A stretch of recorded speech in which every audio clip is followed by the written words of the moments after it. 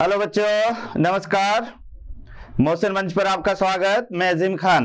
बेटे आज अपन पढ़ रहे हैं जैव प्रौद्योगिकी की क्रियाविधि नंबर 2। तो बेटे आपको याद होगा कि नेक्स्ट लेक्चर पर अपने शुरू किया था मैकेनिज्म ऑफ द बायोटेक्नोलॉजी का पार्ट फर्स्ट। तो बेटे आपको याद होगा कि मैकेनिज्म ऑफ द बायोटेक्नोलॉजी या जैव तकनीकी की क्रियाविधि को अपन 5 स्टेप में डिवाइडेड करेंगे। मेरा पहला स्टेप था बच्चों वांछित जीन की पहचान और उसका पृथक्करण, यानी वांछित जीन की पहचान तथा उसका पृथक्करण। दूसरा पार्ट इसका शुरू होगा पुनर्योगज डीएनए का निर्माण। तीसरा पार्ट बच्चों इसका होगा यानी आरडीएनए का होस्ट कोशिका में प्रवेश। चौथा टॉपिक इसका होगा बच्चों आरडीएनए युक्त पोषक कोशिका का संवर्धन।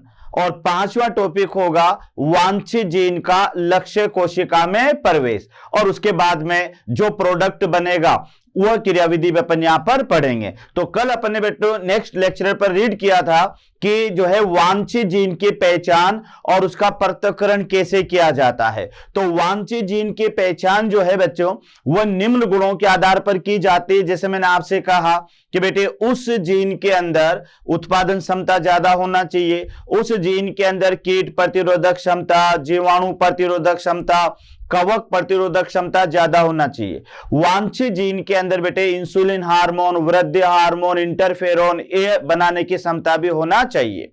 वांछित जीन के अंदर दूध उत्पादन क्षमता, मीट उत्पादन क्षमता, अंडे उत्पादन क्षमता, ऊन उत्पादन क्षमता ये भी ज्यादा होना चाहिए। तो इन गुणों के आधार पर अपन ने वांछित जीन को पहचान करने के बाद में बेटे दूसरा पॉइंट था हमारा कि वांछित जीन का कोशिका से अलग करना। तो वांछित जीन बेटे अगर कोशिका भित्ति वाली कोशिका के अंदर मौजूद है तो पहले अपन को सेल वॉल को हटाना पड़ेगा और उस कोशिका को प्रोटोप्लास्ट में कन्वर्ट करना पड़ेगा। तो इसके लिए हमें कई सारे एंजाइम की रिक्वायरमेंट होगी, जैसे लाइसोजाइमेज तो बेटे जीवाणु कोशिका भित्ति को यह घोलता है ना। सेल्यूलेज पादप कोशिका भित्ति को घोलता है और एक होता है काइटिनेज कवक कोशिका भित्ति को घोलता है। वहां से अपन ने एंजाइम को के माध्यम से उस डीएनए को बाहर निकाल लिया और डीएनए को बाहर निकालने के बाद बेटे उसको ठंडे इथेनॉल से क्रिया करवाई और फिर उसको स्कंदित डीएनए में अपने बदल दिया। और स्कंदित डीएनए के बाद में फिर उसकी क्रिया रेस्ट्रिक्शन एंडोन्यूक्लियेज एंजाइम से करवाई और उसने उस डीएनए को कई टुकड़ों में तोड़ दिया। अब ये जो पृथक टुकड़े हुए हैं या डीएनए के विभिन्न टुकड़ों का पृथक्करण कैसे किया जाता है, तो इसके लिए बेटे अपन जेल इलेक्ट्रोफोरेसिस मेथड का उपयोग करेंगे। तो हमारा जो अगला टॉपिक होगा ये अगला टॉपिक रहेगा बच्चों। तो बेटे पार्ट 2 में वही टॉपिक हमारा रहेगा यानी कैपिटल ए। ये आपको याद रखना है बच्चों, यहां पर बेटे याद रखना है ये हमारा पार्ट ए चल रहा है अभी, वांछित जीन की पहचान और उसका पृथक्करण। तो पृथक्करण में अब यहां पर अपन नंबर ले रहे हैं बेटे इसका थर्ड पार्ट। यानी अपन ने क्या किया था कि वांछित जीन, देखो अपन ने नेक्स्ट टर्न पर क्या किया था बच्चों कि यहां पर डीएनए को निकाला। ये थोड़ा सा ध्यान रखना कि अपन ने बेटे ये कोशिका है, इस कोशिका को सबसे पहले अपन ने किया, ये इसके अंदर डीएनए है, ये डीएनए। तो सबसे पहले बेटे इसके अपन ने सेल वॉल को रिमूव किया, ये आपको पता होगा, और ये कन्वर्ट हो गया यानी यहां पर, और ये इसके अंदर ये डीएनए है और ये है बेटे प्रोटोप्लास्ट में फिर डीएनए को एक्सट्रैक्ट किया यानी डीएनए को बाहर निकाला। तो बेटे बाहर जो डीएनए को निकाला इस तरह से ये डीएनए था यानी डाइल्यूट डीएनए। फिर डीएनए को यहां पर ठंडे इथेनॉल से बेटे इसकी क्रिया करवाई, ठंडे एथेनॉल, और ठंडे इथेनॉल से ये डीएनए हमें मिल गया यानी कंडेंस्ड डीएनए, संघनित डीएनए जिसको आप कहोगे संघनित डीएनए। और फिर इस संघनित डीएनए की क्रिया रेस्ट्रिक्शन एंडोन्यूक्लियेज एंजाइम से करवाई। तो बेटे यहां पर डीएनए के कई सारे फ्रेगमेंट यहां पर मिल गए।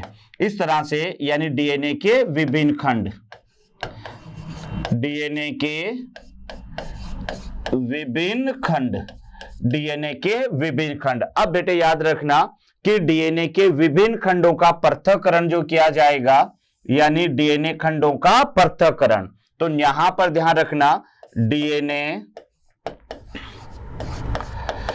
खंडों का पृथक्करण, ये थोड़ा सा याद रखना, डीएनए खंडों का पृथक्करण। तो बेटे डीएनए खंडों के पृथक्करण के लिए अपन यहां पर एक मेथड लेंगे, जेल इलेक्ट्रोफोरेसिस, जेल इलेक्ट्रोफोरेसिस। तो अब अपन को पूरी डिटेल जो लेनी है वो लेनी है बच्चों जेल इलेक्ट्रोफोरेसिस। लेकिन याद रखना कि यहां पर अपन ने क्या किया कि बेटे सबसे पहले तो ये सेल है, सेल से पहले सेल वॉल को हटाया, हटाने के साथ ही वह कन्वर्ट हो गई प्रोटोप्लास्ट में, प्रोटोप्लास्ट से अपन ने डीएनए को बाहर निकाला। तो ये जो डीएनए बाहर निकाला ये तनु डीएनए था, पतला डीएनए था। उसके बाद में बेटे इस डीएनए को ठंडे इथेनॉल से उपचारित किया और ठंडे इथेनॉल से उपचारित करने के बाद में ये गाढ़ा हो गया, कंडेंस हो गया। इस कंडेंस डीएनए की क्रिया रेस्ट्रिक्शन एंडोन्यूक्लियोजेज एंजाइम से करवाई। तो बेटे यहां पर डीएनए के विभिन्न खंड में मिले, इन डीएनए के विभिन्न खंडों का पृथक्करण किया। तो यह पृथक्करण किया अपन ने बेटे किसके द्वारा, जेल इलेक्ट्रोफोरेसिस के माध्यम से। तो यहां आप देखिएगा कि यानी वांछित जीन का जो पृथक्करण है, वांछित जीन के पृथक्करण का हमारे पास में तीसरा पार्ट होगा, यानी डीएनए खंडों का पृथक्करण, डीएनए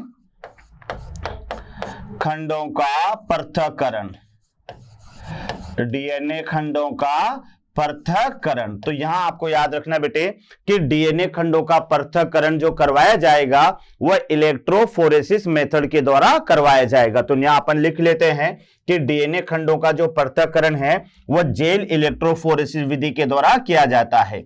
यानी यह आपको याद रखना है कि विभिन्न लंबाई, याद रखना बच्चों, विभिन्न लंबाई के डीएनए खंडों का पृथक्करण, विभिन्न लंबाई के डीएनए खंडों का पृथक्करण, डीएनए खंडों का पृथक्करण जेल इलेक्ट्रोफोरेसिस, ये याद रखना बेटे, जेल इलेक्ट्रोफोरेसिस विधि द्वारा किया जाता है, जेल इलेक्ट्रोफोरेसिस विधि द्वारा किया जाता है, जेल इलेक्ट्रोफोरेसिस विधि द्वारा किया जाता है। तो ये आपको याद रखना है कि डीएनए खंडों का जो पृथक्करण है, यह पृथक्करण बच्चों जेल इलेक्ट्रोफोरेसिस मेथड, ये मेथड याद रखना, जेल इलेक्ट्रोफोरेसिस मेथड। तो हमारे पास में वांछित जीन की पहचान और इसका पृथक्करण, ये क्रियाविधि का पहला टॉपिक है। और इस टॉपिक का मेरा पहला पॉइंट था बेटे वांछित जीन की पहचान। तो वांछित जीन की पहचान उसके निम्न गुणों के आधार पर की जाती है, वो पहला पॉइंट पूरा हो गया। दूसरा पॉइंट था कि पहचान की गई जीन को कोशिका से पृथक्करण, तो उसके लिए अपन ने विभिन्न प्रकार के एंजाइम काम लिए। अब विभिन्न प्रकार के एंजाइम से अपन ने डीएनए को बाहर निकाल लिया और उसको विभिन्न खंडों में तोड़ दिया। अब उनके लंबाई के अनुसार उन खंडों को पृथक किया जाएगा या उन खंडों को जमाया जाएगा। तो फिर यहां पर बेटे डीएनए खंडों का पृथक्करण, तो जो विभिन्न लंबाई के डीएनए खंड है इससे विशेष लंबाई के डीएनए खंड को छांटना पड़ेगा। तो इसके लिए हमें काम में लेना पड़ेगा जेल इलेक्ट्रोफोरेसिस विधि। तो आइए अपन पढ़ते हैं बेटे कि जेल इलेक्ट्रोफोरेसिस विधि क्या है। यानी यहां पर जो हमारा टॉपिक रहेगा, यह टॉपिक है बेटे यहां पर, यानी जेल इलेक्ट्रोफोरेसिस विधि।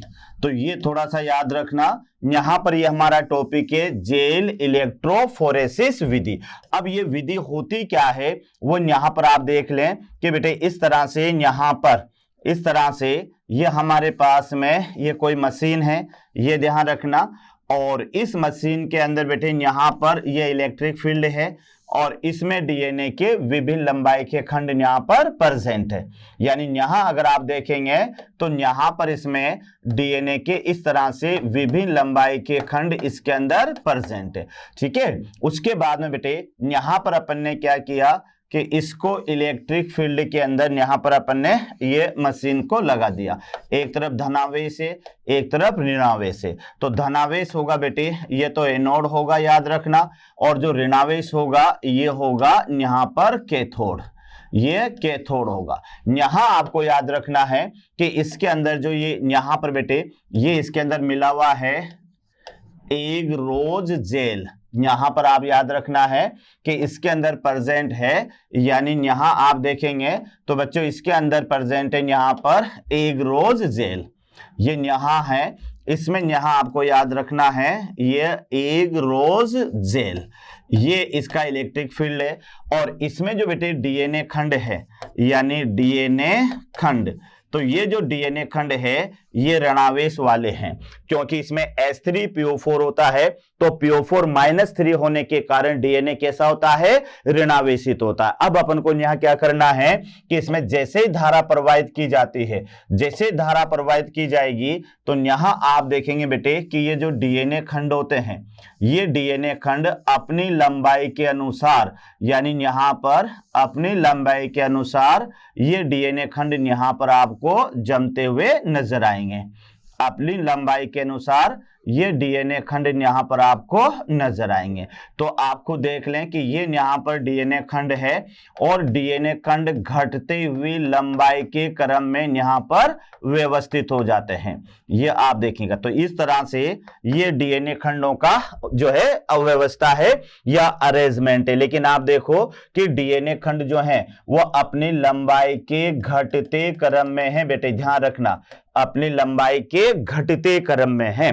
तो ये है इलेक्ट्रिक जेल। तो यहां आप देखिएगा कि इसमें होता क्या क्या है बेटे, तो इसका पहला पॉइंट तो याद रखना कि इस विधि के माध्यम से डीएनए के विभिन्न लंबाई के खंडों का पृथक्करण किया जाता है।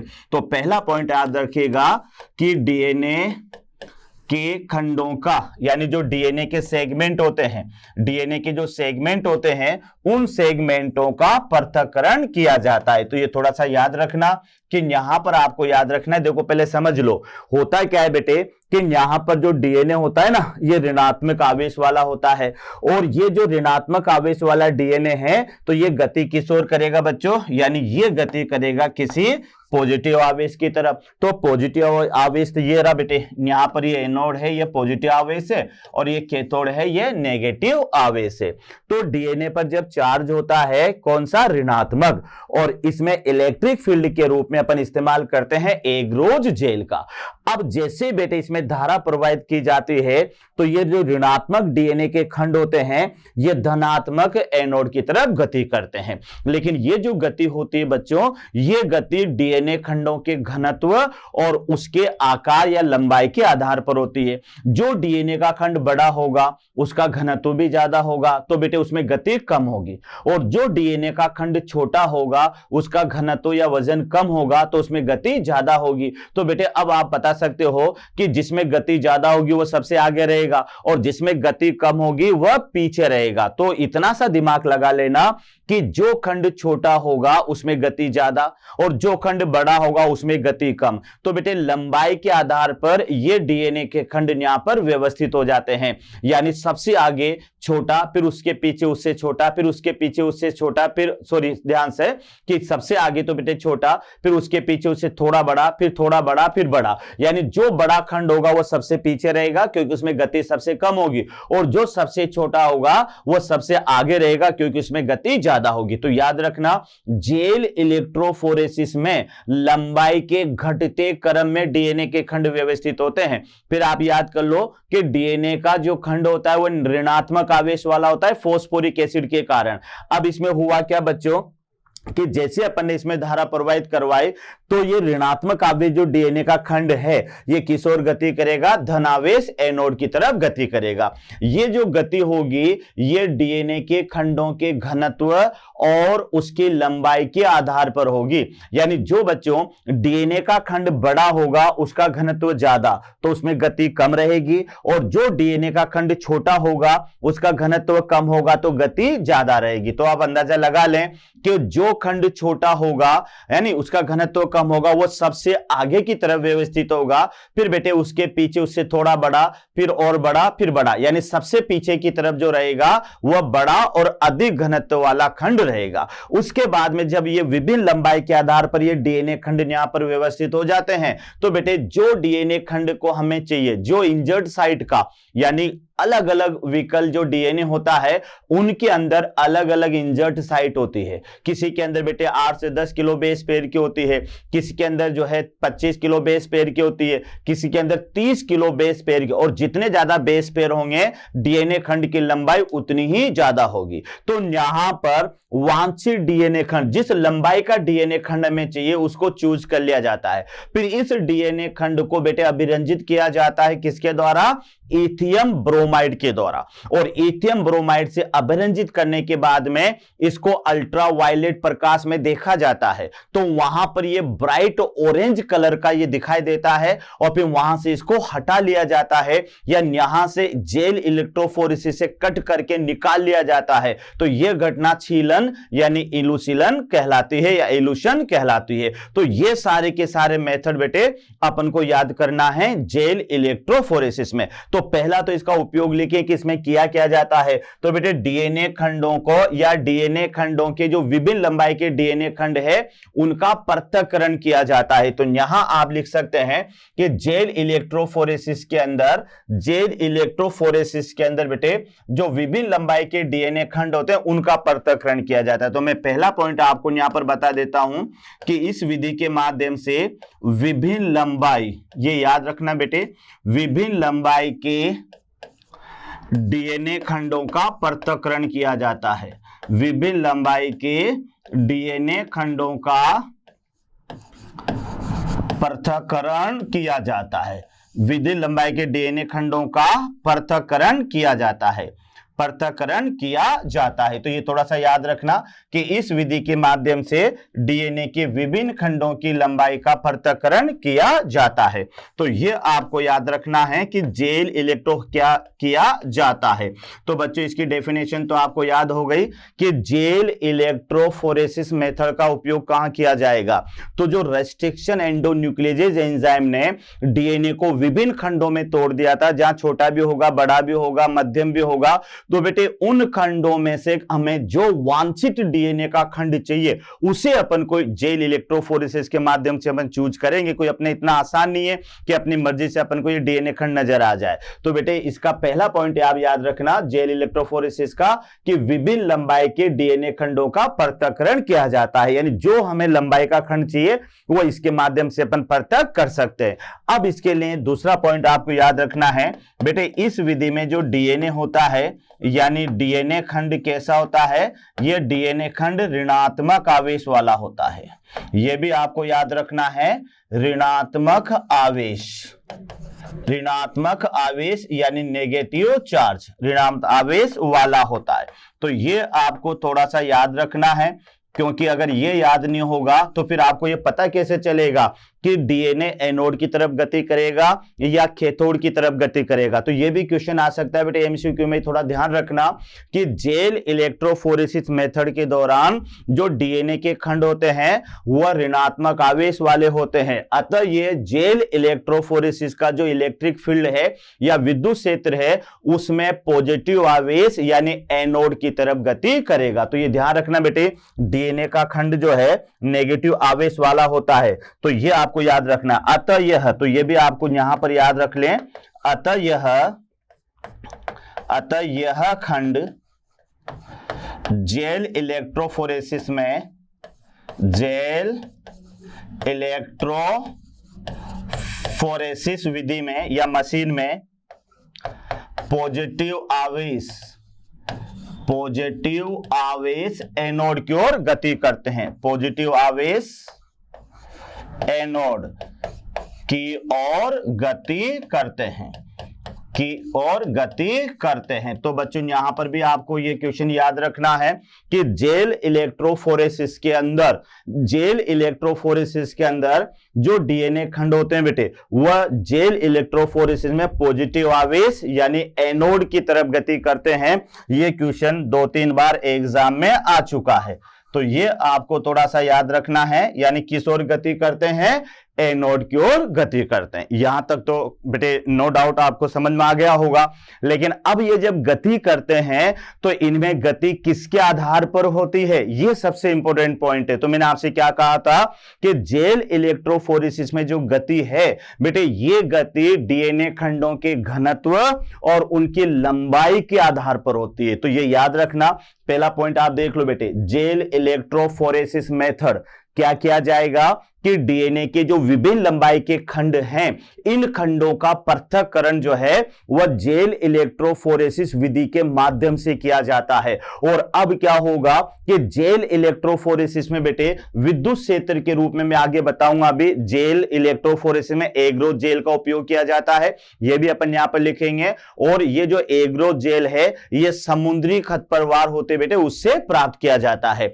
अब यहां आप देखें कि ये जो यहां पर डीएनए खंड है वह ऋणात्मक आवेश वाला है, और ये ऋणात्मक आवेश वाला होता है तो फिर ये जेल इलेक्ट्रोफोरेसिस के विद्युत क्षेत्र में यह पॉजिटिव आवेश यानी एनोड की ओर गति करता है। यहां तक क्लियर। अगला पॉइंट इसका आप देखना बेटे, नेक्स्ट पॉइंट आप देखिएगा, चौथा पॉइंट रहेगा बेटे, यानी वांछित जीन जो होगी यहां पर,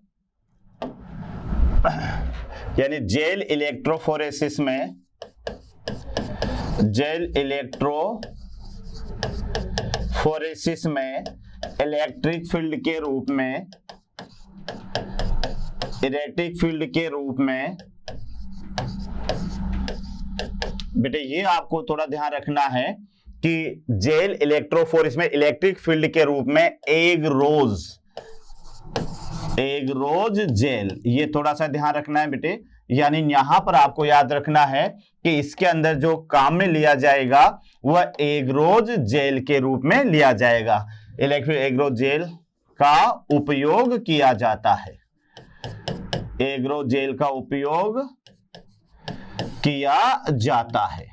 और बेटे याद रखना ये समुद्री खरपतवार है, ये क्या है, ये समुद्री वीड्स है, समुद्री खरपतवार, ये याद रखना। ये एक प्रकार के मेराइन जो है यानी सी वीड्स से, ध्यान रखना, समुद्री खरपतवार यानी सी वीड्स, ये सी वीड से बेटे ध्यान रखना, समुद्री खरपतवार।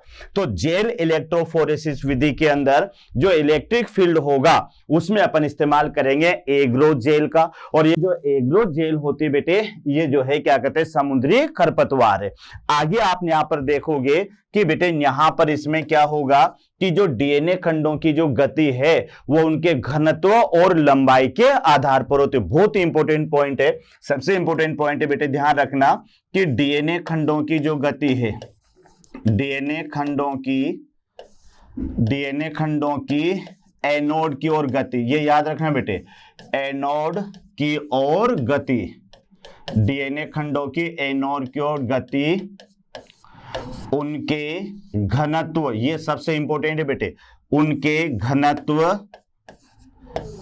व लंबाई के आधार पर होती है। घनत्व व लंबाई यानी आकार, घनत्व लंबाई आकार के आधार पर होती है, के आधार पर होती है। तो ये थोड़ा सा आपको याद रखना है कि इलेक्ट्रोफोरेसिस मेथड के अंदर यानी डीएनए खंड किस तरह से व्यवस्थित होंगे। तो डीएनए खंडों की एनोड की तरफ जो गति होगी वो बेटे याद रखना है, एक तो उसके घनत्व के आधार पर होगी और एक उसकी लंबाई के आधार पर होगी। यानी जिसका घनत्व ज्यादा होगा उसमें गति कम होगी और जिसका घनत्व कम होगा उसमें गति ज्यादा होगी। तो ये भी आप लिख सकते हैं, यानी बेटे अधिक लंबाई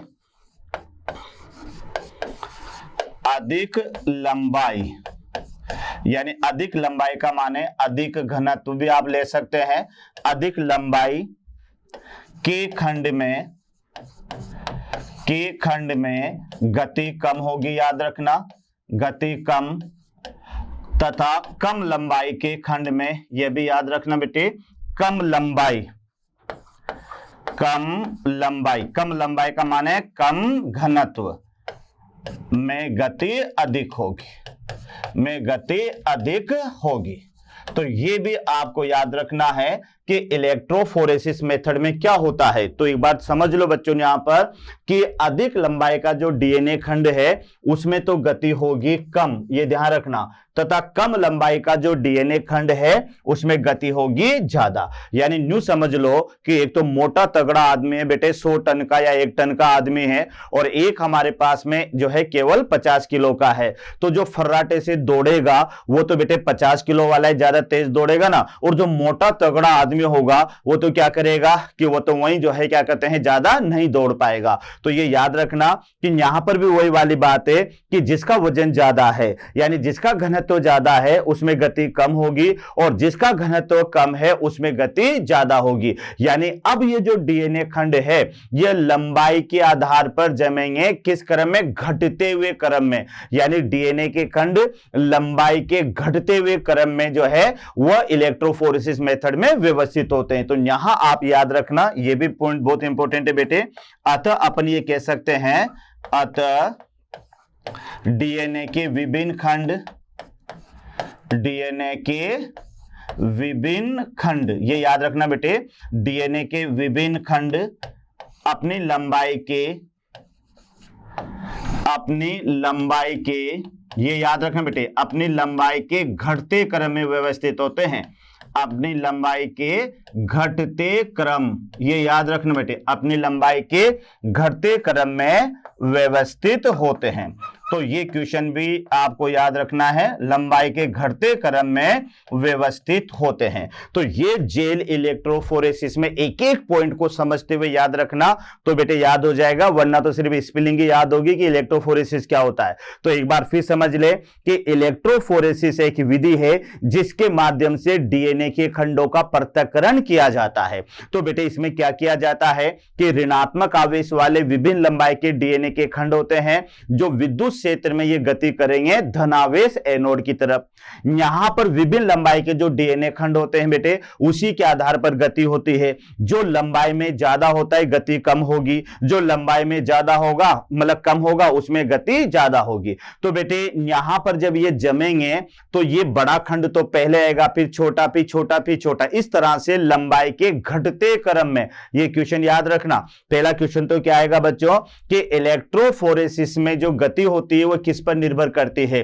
तो इलेक्ट्रोफोरेसिस में डीएनए खंडों की जो गति है वो निर्भर करती है एक तो घनत्व पर और एक लंबाई पर निर्भर करती है।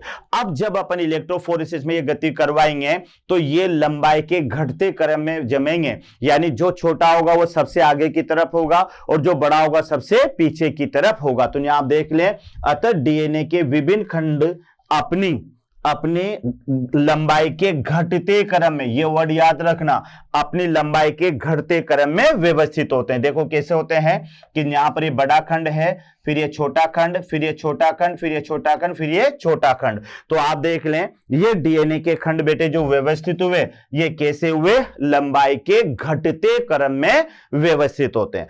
अब ये व्यवस्थित भी हो गए। अब अपन को जिस लंबाई का डीएनए खंड चाहिए बेटे पहले उसको अभिरंजित करेंगे अपन, फिर उसको अल्ट्रा वायलेट लाइट में देखेंगे और देखने के बाद में जब वो ब्राइट ऑरेंज कलर का नजर आएगा तो उसको जेल इलेक्ट्रोफोरेसिस से अपन पृथक कर लेंगे। तो अगली स्टेप में देखो, वांछित लंबाई के डीएनए खंड को, यानी जो खंड को अपन चुनेंगे, यानी जिस खंड को अपन को बेटे बायोटेक्नोलॉजी में अपन यूज लाना है तो उसे इथियम ब्रोमाइड से आपको रखना पड़ेगा। तो यहां पर देखिएगा बेटे चुने गए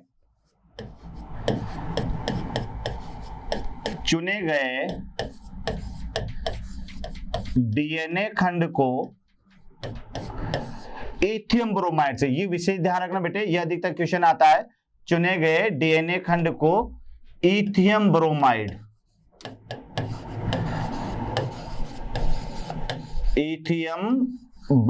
से अभिरंजित किया जाता है। इथियम ब्रोमाइड से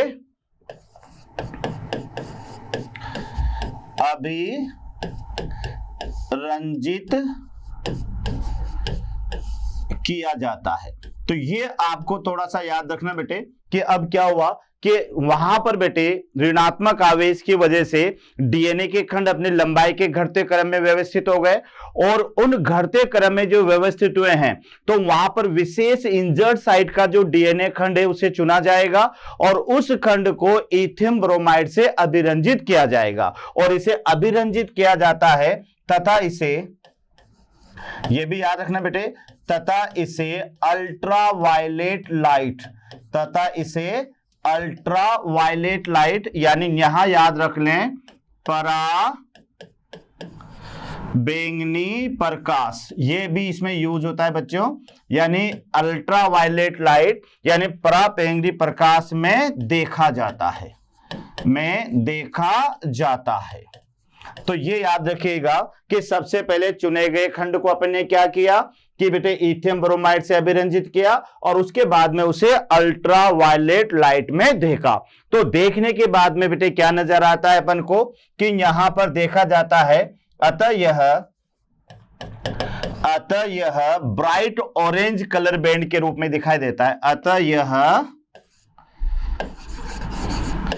ब्राइट ऑरेंज कलर बैंड के रूप में दिखाई देता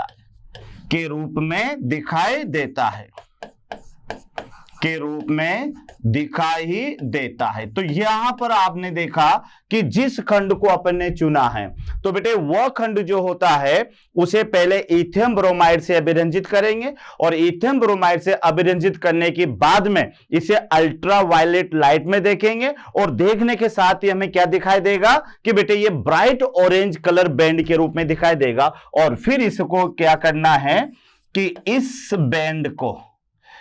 कलर बैंड को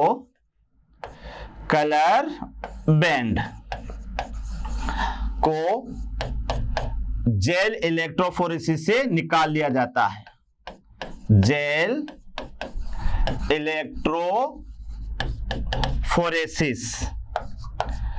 से हटा लिया जाता है।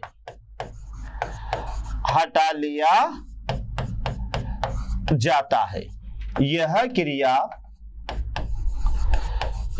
क्रिया इलूशन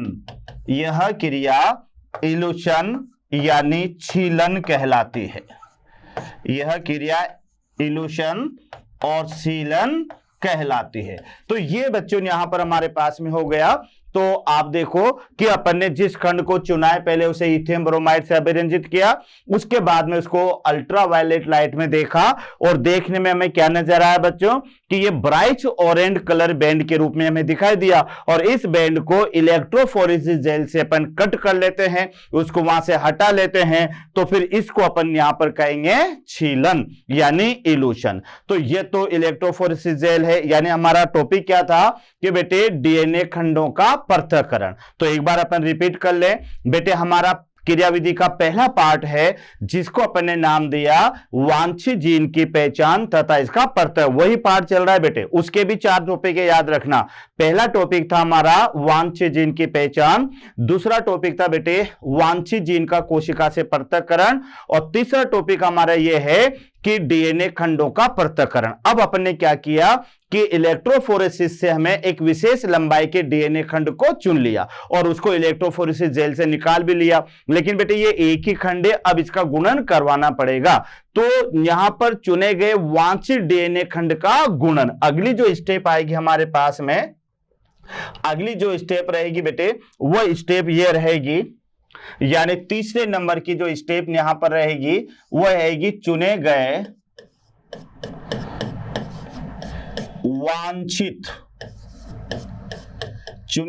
वांछित डीएनए खंड का गुणन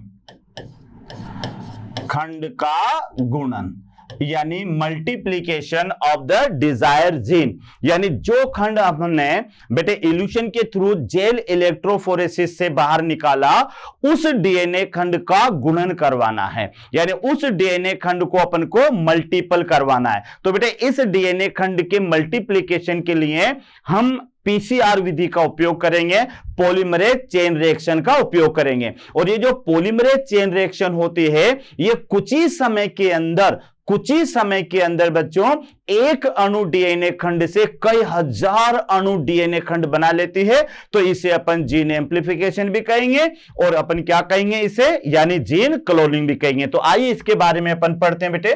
तो यहां आप देखिएगा कि इसमें बेटे पहला पॉइंट याद रखना कि डीएनए खंड की संख्या बढ़ाने के लिए पीसीआर विधि का उपयोग किया जाता है। तो यहां आप याद रख लें, डीएनए खंड की संख्या बढ़ाने के लिए, डीएनए खंड की संख्या बढ़ाने के लिए बच्चों याद रखना क्या करेंगे, पीसीआर विधि का उपयोग किया जाता है, विधि का उपयोग किया जाता है, पीसीआर विधि का उपयोग किया जाता है। तो ये आपको याद रखना है। यानी यहां पर बेटे अपन लेंगे कि डीएनए खंड की अगर हमें संख्या बढ़ानी है तो डीएनए खंड की संख्या बढ़ाने के लिए यहां पर अपन को लेना होगा पीसीआर विधि। तो ये याद रखना, इस विधि से क्या होगा कि बेटे यहां पर ये एक डीएनए खंड है, इससे ये 2 डीएनए खंड, फिर 2 से बेटे यहां पर ये 4 बनेंगे और 4 से यहां पर ये डीएनए खंड यानी 8 बनेंगे। तो 1 से 2 बनेंगे, 2 से 4 बनेंगे, 4 से 8 बनेंगे। तो आप क्या देखोगे कि कुछ ही खंड में बेटे यहां पर यानी न्यूमेरस डीएनए खंड यहां पर बन जाएंगे। तो आप देखिएगा कि एक डीएनए खंड से कुछ ही समय में बेटे कई हजार डीएनए खंड की प्रतिलिपियां बना ली जाती है। तो एक डीएनए खंड से यानी कई डीएनए खंडों का जो बनाया जाता है वो उसमें विधि लेते हैं अपन पीसीआर। तो आइए अपन पूरी डिटेल लेते हैं कि बेटे ये पीसीआर विधि क्या है। तो यहां पर लेते हैं बेटे पहले पीसीआर विधि, यानी यहां आपको लेना होगा और जिसके बारे में अपन को रीड करना है बेटे, तो वह विधि होगी हमारे पास में पीसीआर विधि, यानी पीसीआर विधि। तो बेटे यहां पर आप देखो, ये अपन यहां पर लेते हैं पीसीआर विधि, पीसीआर विधि जिसको आप कह सकते हो polymerase chain reaction, polymerase chain reaction, polymerase chain reaction. तो बच्चे इसको बारे में पूरी डिटेल लेनी है और कई बार क्वेश्चन इस पर आ ही जाता है, ध्यान रखना पीसीआर विधि यानी पॉलीमरेज चेन रिएक्शन। तो ये तो पता लग ही गया होगा आपको कि पॉलीमरेज चेन रिएक्शन क्या करती है। बेटे पॉलीमरेज चेन रिएक्शन का काम यह है कि एक डीएनए खंड से उसी के समान कई हजार डीएनए खंड बना लिए जाते हैं। तो इस घटना को अपन पीसीआर विधि कहेंगे और जिस मशीन में इसको काम में लेंगे उसे पीसीआर मशीन कहेंगे। तो आइए अपन पीसीआर के बारे में जाने। तो बेटे पहला वैज्ञानिक है, यानी इसके बारे में बताने वाला जो वैज्ञानिक है, ये वैज्ञानिक के बच्चों यहां पर यानी केरी मूलिस। तो पहला पॉइंट आपको याद रखना है कि एक तो केरी एंड मूलिस, यानी केरी और मूली। तो ये याद रखना बच्चों, केरी और मूली मतलब केरी मूलिस। तो केरी मूलिस ये बेटे इसका कौन है, यानी डिस्कवर्ड है, खोज करता है। तो खोज करता आपको याद रखना है कौन है, केरी मूलिस, ये आपको याद रखना है। उसके अलावा बेटे यहां याद रखना है कि इसका क्रियास्थल क्या है, यानी ये जो है कहां पर ये पूरी होती है, इसका एक्टिव साइट क्या है। तो एक मशीन होती है जो आपको याद रखनी है, जहां पर बच्चों इसको जो है करवाया जाता है। तो इसका नाम है एपेन ड्रॉप ट्यूब। तो ये याद रखना है, या फिर इसे आप कह सकते हो पीसीआर मशीन, पीसीआर मशीन। तो याद रखना बच्चों कि अपन पीसीआर मेथड पढ़ रहे हैं। तो खोजा किसने, तो जवाब देना केरी और मूलिस ने इसको डिस्कवर किया। और साथ में ये होती कहां पर है, तो एक मशीन होती है पीसीआर मशीन जिसको एपेन ड्रॉप ट्यूब भी कहते हैं। उसके बाद में बेटे इसका मुख्य एंजाइम क्या है, इसका मेन एंजाइम क्या है, तो वो अपन यहां पर देखते हैं।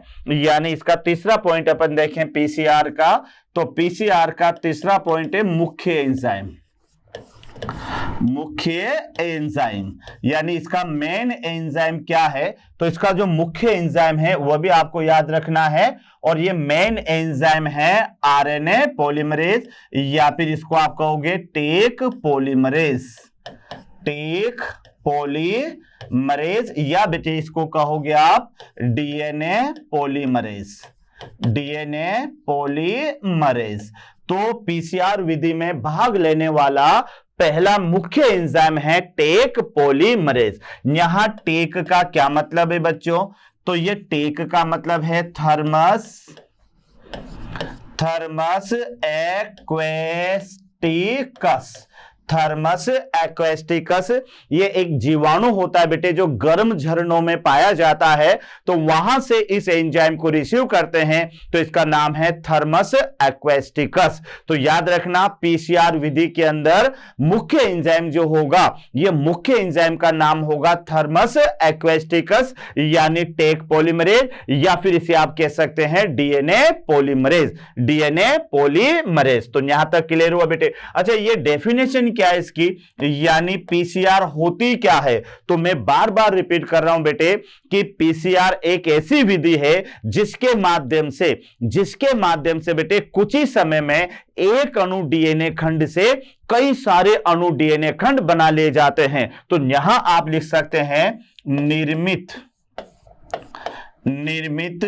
डीएनए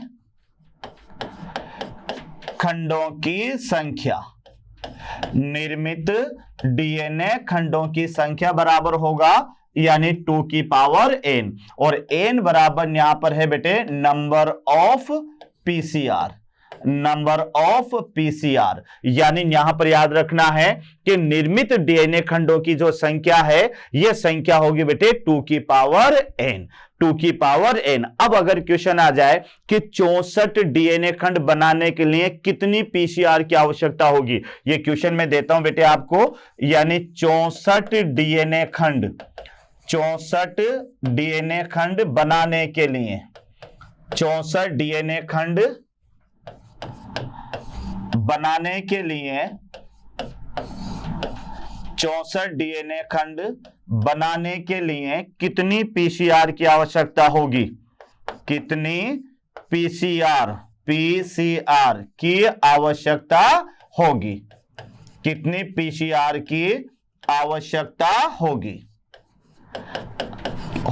तो बेटे याद रखना, क्योंकि हर पीसीआर के अंदर 1 से 2, 2 से 4, तो बेटे यहां देखिए अपन कि यह हमारे पास में एक डीएनए खंड है। इसका आंसर देखना बेटे, वैसे तो टॉपिक ध्यान रखना 2 की पावर n, और n बराबर क्या है पीसीआर। तो अपन को पीसीआर वहां तक चलानी पड़ेगी जहां तक हमें 64 डीएनए खंड नहीं मिल जाते।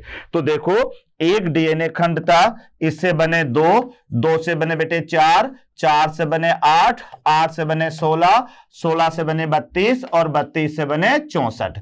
अगर आगे बढ़ाना होता तो इसके भी आगे ले जाते। तो यहां पर बेटे ये एक पीसीआर है, ये दूसरी पीसीआर है, ये फिर यहां पर ये पीसीआर, और यहां पर भी ये है पीसीआर। तो गिन लो कितने पीसीआर है, 1, 2, 3, 4, 5 और ये 6। तो आंसर जो आएगा बेटे आपके पास में ये आ जाएगा 6 पीसीआर, यानी 6 पीसीआर में हम कितने डीएनए खंड बना सकते हैं? तो बेटे 64 डीएनए खंड बना सकते हैं। तो यहां तक क्लियर हुआ बेटे? यानी यहां पर देखो कि मुख्य एंजाइम का पता लग गया टेक पॉलीमरेज, और इसका फॉर्मूले का पता लग गया कि पीसीआर विधि में डीएनए खंडों की संख्या निकालने के लिए क्या सूत्र लगेगा, तो 2 की पावर n लगेगा, और यहां n का मतलब क्या होता है, नंबर ऑफ पीसीआर। सपोज करो आपको 64 खंड बनाने हैं, तो बेटे आप 1 से 2, 2 से 4, 4 से 8, 8 से 16, 16 से 32, 32 से 64, यहां तक आना, और फिर हर स्टेप पे पीसीआर गिन लेना। तो बेटे कितनी पीसीआर आएगी, 6 पीसीआर, यानी 64 डीएनए खंड बनाने के लिए हमें 6 पीसीआर की आवश्यकता होगी। यहां तक क्लियर? अब इसकी डेफिनेशन क्या है बेटे, यानी पीसीआर होती क्या है? तो यहां पर आप देखिएगा कि जो पीसीआर है, यानी डीएनए खंडों को, यानी एक डीएनए खंड से कुछ ही समय के लिए पीसीआर विधि के माध्यम से कई डीएनए खंड बना लिए जाते हैं, और यह घटना जीन एम्प्लीफिकेशन या जीन क्लोनिंग कहलाते हैं। तो यह डेफिनेशन आप लिख लीजिएगा, यानी पीसीआर विधि द्वारा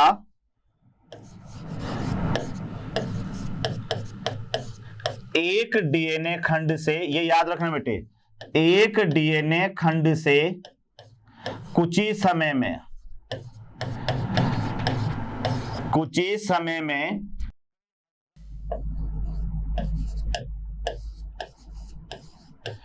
कई हजार डीएनए खंड, कई हजार डीएनए खंड बना लिए जाते हैं, कई हजार बना लिए जाते हैं। यह क्रिया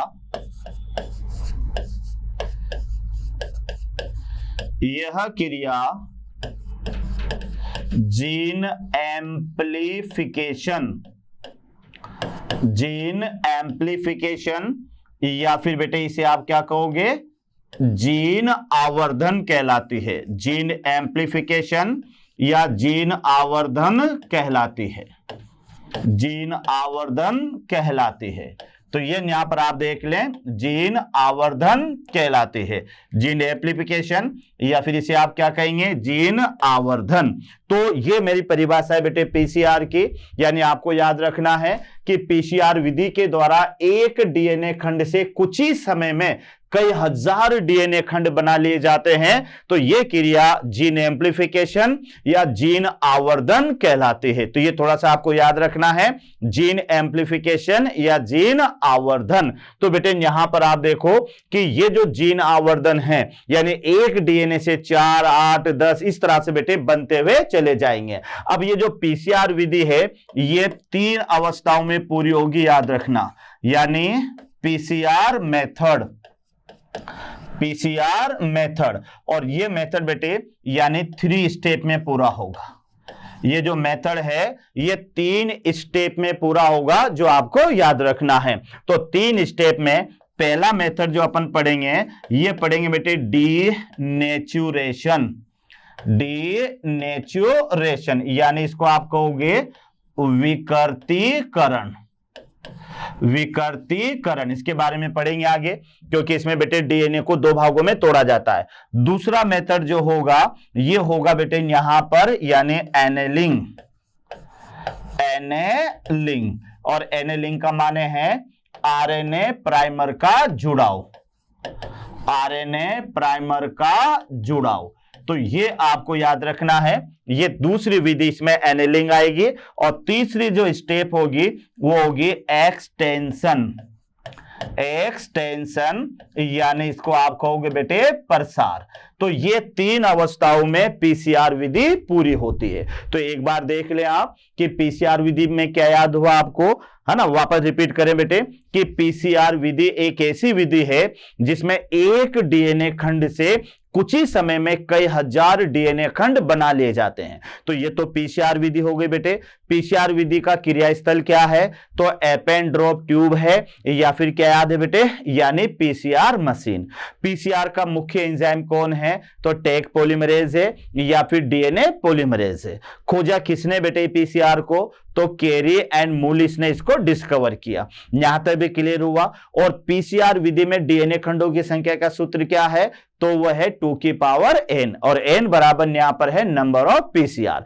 पीसीआर की परिभाषा क्या है बेटे, तो एक डीएनए खंड से कुछ ही समय के दौरान कई हजार डीएनए खंड का बनना, यह कहलाता है यानी जीन आवर्धन, और यह पीसीआर के माध्यम से पूरा होगा।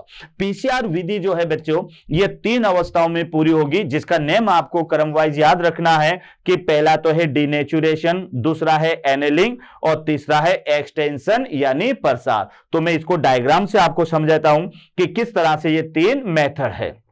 तो यहां पर अपन देखते हैं बच्चों, तो इसके 3 मेथड यानी 3 विधियां। तो 3 विधियों में यहां पर आप देखिएगा कि ये हमारे पास में एक डीएनए खंड है। ये ध्यान से देखना, ये डीएनए खंड है, और आपको भी पता है कि जो डीएनए खंड होता है बच्चों, ये डबल स्ट्रैंड होता है। तो ये एक दिशा इसकी 5 डेज है, और ये इसकी यहां पर ये 3 डेज 5, ये 5 डेज है और ये 3 डेज है। अब यहां से अपन चलें तो ये इसकी पहली स्टेप है, ये पहली स्टेप। तो पहली स्टेप को अपन यहां पर ले लेते हैं कि पहली स्टेप का नाम है बेटे नेचुरेशन, यानी पहली स्टेप है विकृतीकरण, और यहां पर टेम्परेचर है लगभग 100 डिग्री सेंटीग्रेड का। तो अब क्या होने वाला है कि जैसे डीनेचुरेशन हुआ, तो डीनेचुरेशन से यह हुआ बच्चों कि यहां पर दोनों की दोनों जो स्ट्रैंड है वो अलग अलग हो गई। यहां पर आप देखिएगा ये डीएनए यहां पर है, ये इस तरह से डीएनए, अब ये तो है यहां पर 3 डेज और ये यहां पर 5 डेज, ये 5 डेज है और ये 3 डेज है। तो यहां आप देखो क्या हुआ कि बेटे जो डीएनए का एक खंड था वहां पर ये डबल स्ट्रैंड डीएनए है, ध्यान रखना ये पूरा का पूरा डबल स्ट्रैंड डीएनए है। इस तरह से ये डीएनए का एक खंड है ना, ये ध्यान रखना। लेकिन यहां आप क्या देखते हैं कि एक डीएनए खंड से यहां पर ये 2 स्ट्रैंड डीएनए के अलग अलग हो गई। अगली स्टेप में अपन क्या देखेंगे कि बेटे अगली स्टेप में क्या हुआ कि यहां पर आप देखिएगा अगली स्टेप में नंबर 2, तो इसको अपन कहेंगे यानी एनेलिंग। एनेलिंग यानी यहां आप प्लस क्या कर दें आरएनए प्राइमर, यानी प्लस यहां पर कर दे आरएनए प्राइमर, और टेम्परेचर लगभग 50 डिग्री सेंटीग्रेड के लगभग का रहेगा। तो आप देखिए अब यहां पर क्या हुआ कि यहां पर अपन ने एक स्ट्रैंड तो इसकी ये है और दूसरी स्ट्रैंड इसकी ये है ना। यहां आप देखिएगा इस तरह से ये तो है 3 डेज स्ट्रैंड और ये इसकी 5 डेज। यहां आप देखें तो ये बेटे 5 डेज स्टैंड और ये इसकी 3 डेज। तो यहां पर क्या होगा कि इस जगह पर आप देखिएगा बेटे यहां पर यानी इसके 3 डेज पर यहां पर ये यहां जुड़ गया, ये इसका 5 डेज है और ये आरएनए प्राइमर अब ये इधर की तरफ यहां पर ये प्रसार करेगा। इस तरह से यहां पर ये जुड़ा बेटे, तो ये यहां पर है ये 5 डेज और ये इधर की तरफ और बीच में ये प्लस है, दोनों अलग अलग हैं। तो इसको आप क्या कहोगे, ये यहां पर जुड़ा ये है आरएनए प्राइमर, ये आरएनए प्राइमर। अब आरएनए प्राइमर भी जुड़ चुका है। अगले स्टेप में क्या होने वाला है बेटे, ये अगली स्टेप में अपन चलते हैं। तो अगली स्टेप पर जब चलोगे तो ये तीसरी स्टेप है जहां पर इसको कहेंगे एक्सटेंशन। यहां पर एक्सटेंशन यानी प्रसार। अब इस प्रसार की अवस्था में यहां पर एक विशेष एंजाइम यहां पर प्रेजेंट है जिसको आप कहेंगे टेक पॉलीमरेज। यहां एंजाइम काम आएगा टेक पॉलीमरेज। तो जैसे टेक पॉलीमरेज की मौजूदगी में ये क्रिया करवाते हैं तो देखो यहां अपन क्या देखते हैं कि यहां पर इस तरह से एक डीएनए तो खंड ये मिल जाएगा हमें और एक डीएनए खंड में ये मिल जाएगा। यानी यहां पर आप देखिएगा कि इस तरह से यहां इसको हाँ, यहां आप देखिएगा बच्चों कि यहां पर ये हमारे पास में एक डीएनए खंड ये मिल गया और एक डीएनए खंड यहां पर ये मिल गया।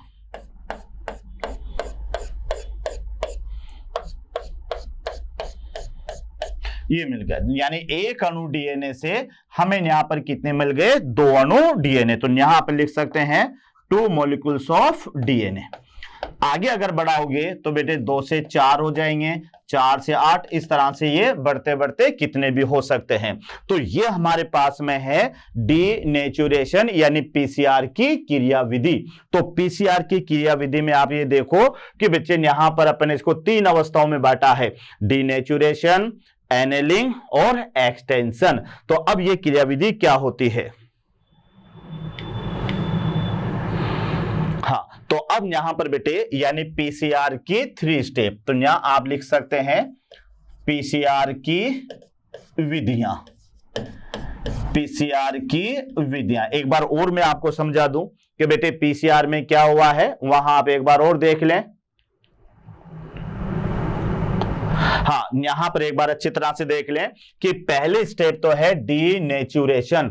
तो बेटे डीनेचुरेशन में क्या हुआ कि 100 डिग्री सेंटीग्रेड पर ये जो डीएनए है इसके बीच के हाइड्रोजन बॉन्ड टूट जाते हैं और एक डीएनए 2 सिंगल स्ट्रैंड में बदल जाता है। तो आप देख लें ये डीएनए जो डबल स्ट्रैंड डीएनए था यहां पर बेटे इसकी दोनों श्रृंखलाएं अलग अलग हो गई। उसके बाद में दूसरा है एनेलिंग। तो एनेलिंग में क्या हुआ बच्चों कि यहां पर ये जो टीआरएनए है, सॉरी क्या कहते हैं, यहां पर ये आरएनए पॉलीमरेज ये प्लस होगा। तो ये आरएनए पॉलीमरेज टेम्पलेट श्रृंखला के 3 डेज पर या फिर 5 डेज सिरे पर जुड़ेगा, है ना, और इधर भी ये 5 डेज सिरे पर जुड़ेगा। तो आरएनए प्राइमर का जुड़ना ये एनेलिंग कहलाता है, क्योंकि जब तक आरएनए प्राइमर नहीं जुड़ेगा ये बेटे आगे डीएनए का जो है न्यूक्लियोटाइड नहीं बनेगी। उसके बाद में फिर क्या हुआ, प्रसार आ गया बेटे, यानी इसको बोलते हैं प्रसार। तो यहां पर क्या होगा, जो आरएनए प्राइमर है ये नई न्यूक्लियोटाइड का बनाना स्टार्ट कर देगा। तो बेटे यहां पर एक्सटेंशन होगा, नई पॉलीन्यूक्लियोटाइड बनेगी, तो यहां और बाद में आरएनए प्राइमर को हटा दिया जाएगा। तो ये जो प्रसार क्रियाविधि होती है ये टेक पॉलीमरेज एंजाइम की मौजूदगी में होती है, और इस तरह से बेटे ये पुरानी श्रृंखला पर ये नई श्रृंखला बन जाएगी, और इधर पुरानी श्रृंखला पर ये नई श्रृंखला बन जाएगी। यानी एक अणु डीएनए से, देखो यहां पर था एक अणु डीएनए, और यहां हमारे पास में क्या बन गए, 2 अणु डीएनए। तो ये इसकी क्रियाविधि है जो 3 अवस्थाओं में ये पूरी होगी, 3 अवस्थाओं में ये पूरी होगी। तो पीसीआर की विधियां, तो ये ध्यान रखना बेटे 3 स्टेप यहां पर देखेंगे पीसीआर विधि। और जो पीसीआर विधि है, तो पीसीआर विधि को बेटे यहां पर याद रखना, कितनी स्टेप में डिवाइडेड करोगे आप पीसीआर विधि को, यानी 2 स्टेप में, सॉरी 3 स्टेप में। तो 3 स्टेप में सबसे पहले स्टेप जो हमारे पास में है वह है विकृतीकरण, यानी डीनेचुरेशन। डीनेचुरेशन, तो अब ये डीनेचुरेशन क्या होता है कि डीएनए डबल स्ट्रैंड डीएनए को 100 डिग्री टेम्परेचर, लगभग उच्च तापमान पर रखने पर हाइड्रोजन बॉन्ड ब्रेक होते हैं और वह 2 सिंगल स्ट्रैंड में बदल जाता है। तो उच्च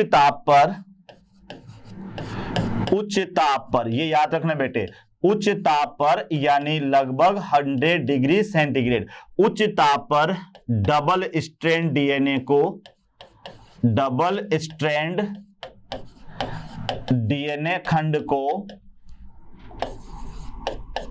2 सिंगल स्ट्रैंड में बदल जाना को, या 2 सिंगल स्ट्रैंड में बदल जाता है। तो यहां पर ध्यान रखना कि बेटे जो यहां पर होता है डीएनए खंड जो होता है ये 2 सिंगल स्ट्रैंड में बदल जाता है।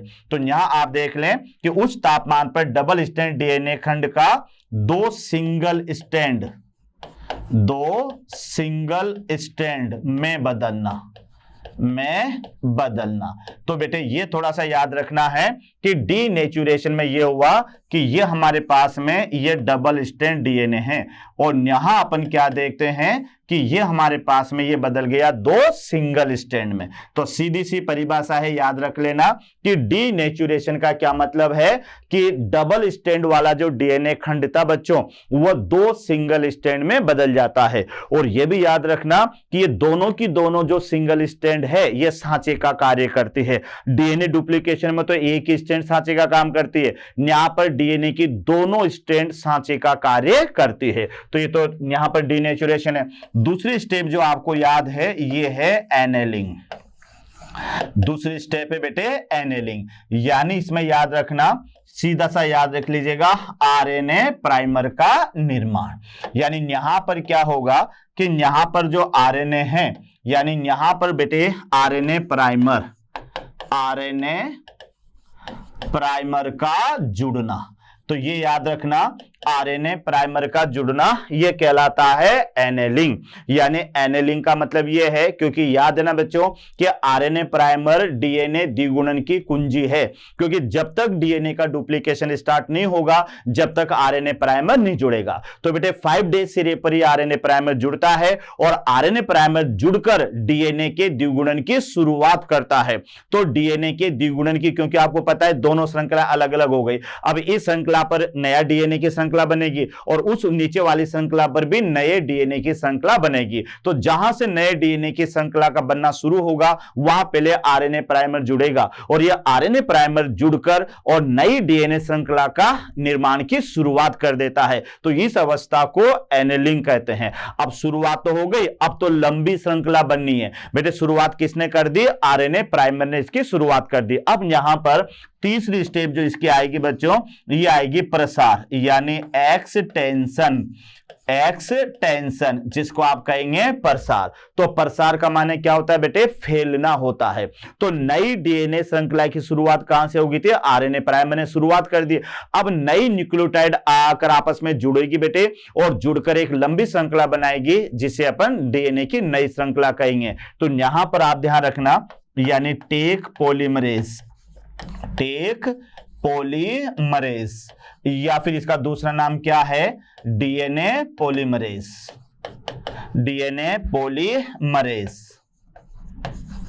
एंजाइम की उपस्थिति में नई पॉलीन्यूक्लियोटाइड श्रृंखला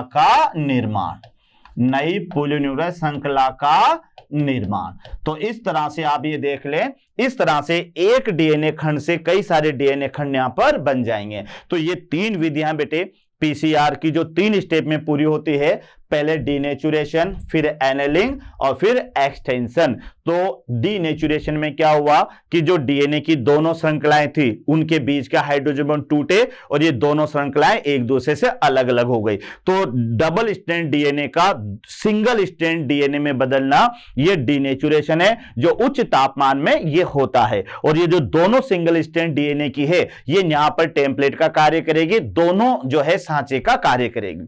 दूसरी स्टेप बेटे एनेलिंग है। तो एनेलिंग में जो दोनों डीएनए की श्रृंखलाएं अलग अलग हो गई, अब 5 डेज सिरे पर बेटे आरएनए प्राइमर जुड़ेगा और वह डीएनए के द्विगुणन की या नई न्यूक्लियोटाइड श्रृंखला बनाने की शुरुआत कर देगा। तो आरएनए प्राइमर का जुड़ना यह एनेलिंग कहलाता है। उसके बाद में बेटे जब आरएनए प्राइमर जुड़ जाता है, तो वहां से नई पॉलीन्यूक्लियोटाइड श्रृंखला का बनना स्टार्ट हो जाता है, और नई पॉलीन्यूक्लियोटाइड श्रृंखला बनकर एक लंबी श्रृंखला बना लेती है।